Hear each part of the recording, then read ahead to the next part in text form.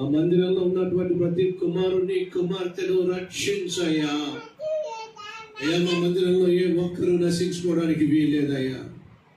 ఆ Calvary temple సంఘాల్లో ఏ ఒక్కరు నశించుకోవడానికి వీల్లేదయ్యా. సార్వత్రిక సంఘంలో ఏ ఒక్కరు నశించుకోవడానికి వీల్లేదయ్యా. మా రాష్ట్రాల్లో, మా దేశంలో ఏ ఒక్కరు నశించుకోవడానికి వీల్లేదు నాయన.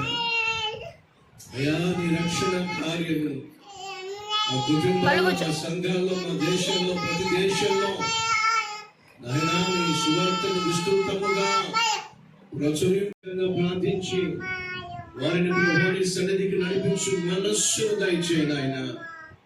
బాగుపడిన ప్రతి ఒక్కరూ 10 మందిని బాగు చేయాలి. మేము తీసుకుని రాలేమయ్యా.